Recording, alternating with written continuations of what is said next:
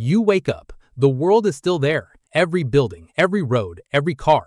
But everyone is gone. Every single person on Earth, except you. And before this video ends, you are going to find out what happened to him on day 1000, the day he made a decision that no survival guide ever prepared him for. Stay until the end, because that decision will change the way you think about being human. Level 1. Day 1. You are 34 years old. You sell insurance. Not a survivalist, not a soldier. You don't know how to hunt or build a fire or purify water. You know how to fill out forms, make coffee, sit in traffic. None of that is useful anymore. You try your phone. No signal. You try the neighbors. No answer. You drive to the gas station.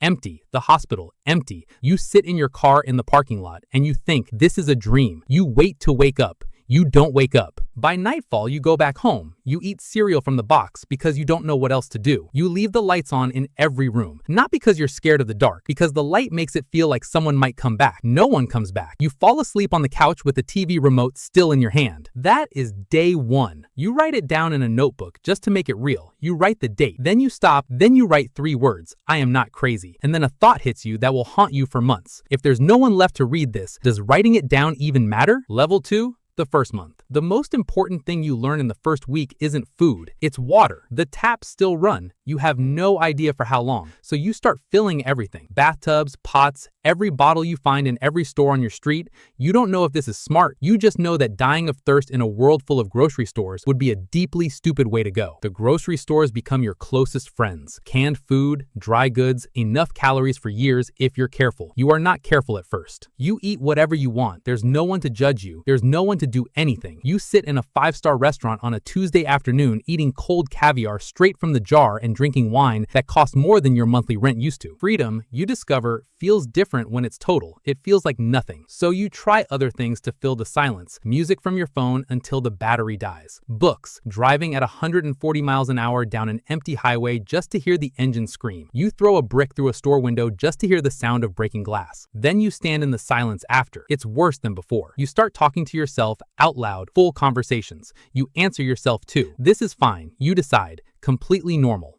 On day 19, you start a garden. You've never grown anything in your life. No internet to look things up. You guess most of it dies. One tomato plant survives. You name it. You are talking to a tomato plant like it's an old friend. And the next level is where you find out what loneliness actually does to a human brain. It's not what you think. Level 3, month 6. The electricity dies in month 3. You are ready. Barely. You move into a large hardware store. Not just for the obvious reasons, those too. It has a skylight. The light makes it feel less like a bunker. You learn to make fire. It takes 11 days, 2 burned hands, 1 moment sitting on the floor crying in a way you haven't cried since you were 8 years old. On day 12, it works. You sit in front of that fire for 4 hours and don't move once. Winter hits, the snow muffles everything. You go entire days without hearing a single sound you didn't make yourselves. And then your brain starts doing something you didn't expect. It starts filling the silence with things that aren't there. Footsteps just behind you. That stop when you stop. Voices in the wind. Almost words. Almost. A shape in the distance that might be a person, then isn't. You know exactly what's happening. You're not losing your mind. You are a social animal being starved of the one thing social animals need to function. Your brain wants connection so badly it started building it from scratch. You find this equal parts fascinating and deeply unsettling. You are laughing alone in a hardware store in the middle of a nuclear winter. And somehow, that's fine. That's perfectly fine. But year 1 is when everything changes, because year 1 is when you find it. Level 4, year 1. You find a dog. She's hiding under a car in a parking garage, thin, terrified, but alive. You spend 3 hours lying flat on the cold concrete floor of that garage, not moving, just talking to her in the quietest voice you have. You have no idea what you said. You remember it was the longest conversation you'd had in 6 months. She comes to you eventually, puts her head in your hands. You don't cry. You've gotten very disciplined about that. Instead, you just sit there for a long time. You name her something embarrassing. You'll never tell anyone. There's no one to tell anyway. Everything changes with the dog, not practically. She can't help you build anything or hunt or survive, but your brain stops manufacturing footsteps in empty corridors. The voices in the wind go quiet. The silence is still there, but now something is breathing inside it. You talk to her constantly. You explain your plans out loud.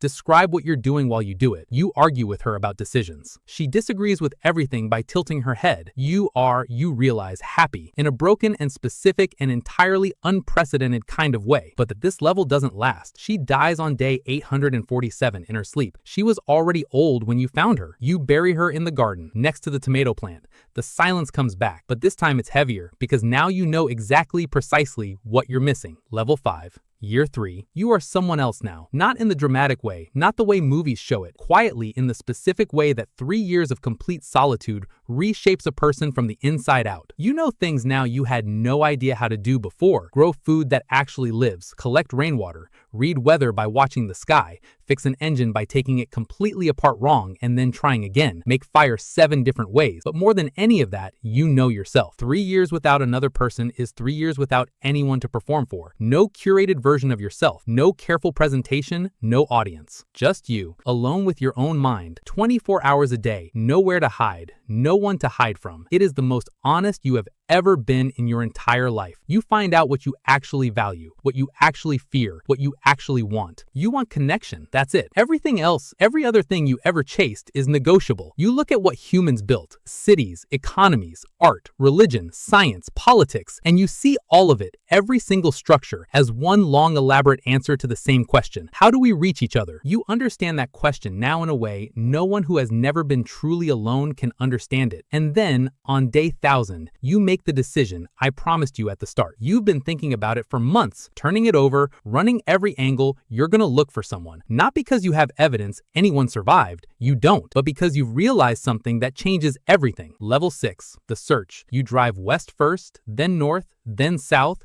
You stop in every city, leave signs, spray paint on walls, fires on rooftops at night, signals on every frequency the old radio stations used to broadcast on. For 6 months, you find nothing but empty cities and empty roads and empty skies. Some cities are completely intact, buildings standing, streets clean, just no people. It's somehow worse than ruins. Ruins would have explained themselves. You start to believe you're truly the last. And here's the thing about believing you're the last human alive. It stops being terrifying. It becomes clarifying. If you're the last, then everything that ever happened ends with you. Every war ever fought, every book ever written, every person who ever loved someone, every discovery, every mistake, every piece of music that ever made someone cry in a car at night. It all ends here with you. You are the last page of the human story. You drive to Paris, stand in front of the Eiffel Tower you've never been before. You stand there for a long time. You drive to Rome, stand in the Colosseum. Think about the millions of people who stood in the same spot across 2,000 years of history. You drive to the coast, watch the ocean. The ocean doesn't care. It was here before humans, and it will be here long after. It finds your situation completely unremarkable. You find this strangely comforting. And then, on a Tuesday, in a small town in southern France, in a moment so quiet and so ordinary that you almost miss it,